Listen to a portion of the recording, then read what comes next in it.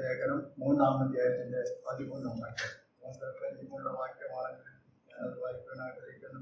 മരത്തിന്മേൽ തൂങ്ങുന്നവൻ എല്ലാം ശപിക്കപ്പെട്ടവൻ എന്ന് എഴുതിയിരിക്കുന്ന പോലെ ക്രിസ്തു നമുക്ക് വേണ്ടി ശാപമായി തീർന്നു. ന്യായപ്രമാണത്തിന്റെ ശാപത്തിൽ നിന്ന് നമ്മെ വിലയ്ക്കുവാൻ അബ്രഹാമിന്റെ അനുഗ്രഹം ക്രിസ്തുവേശുവിൽ ജാതികൾക്ക് വരേണ്ടതിന് നാം ആത്മാവെന്ന വാഗ്ദത്ത വിഷയം വിശ്വാസത്തെ പ്രാപിക്കാൻ തന്നെ. ദൈവനാമത്തിന്റെ മൊത്തമുണ്ടാകുന്നതുകൊണ്ട് നാം ഇന്ന് രാവിലെ കൊണ്ടുവന്നിരിക്കുന്ന വലിയ കൃപകൾ ഓർത്ത് നമുക്ക് സ്തുതിക്കാം. നാം വായിക്കുകയായിരുന്നു, മരത്തിന്മേൽ തൂങ്ങുന്നവരെല്ലാം ശപിക്കപ്പെട്ടവരെന്നോ. ആ ന്യായപ്രമാണത്തിന്റെ ശാപത്തിന് കീഴിലായിരുന്ന നമ്മെ വിടുവിക്കുവാൻ തക്കണം യേശുക്രിസ്തു നമുക്ക് വേണ്ടി ഒരു ശാപഗ്രസ്തനായി തീർന്നു.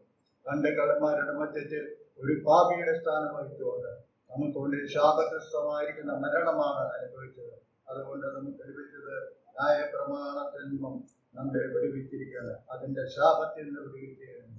കുഞ്ഞാടിന്റെ രക്തത്താൽ നമ്മെ കഴുകി ശുദ്ധീകരിച്ചുകൊണ്ട് വളരെ സന്തോഷത്തോടെ സമാധാനത്തോടെ വീണ്ടെടുപ്പിന്റെ കൃപ ലഭിച്ചവരായി നാം കടന്നു വന്ന ദൈവത്തെ ആത്മാവിനും സത്യത്തിനും ആരാധിപ്പാൻ ദൈവം നമുക്ക് നൽകിയ അവസരത്തെ ഓർത്ത് നമുക്ക് തുടിക്കാം.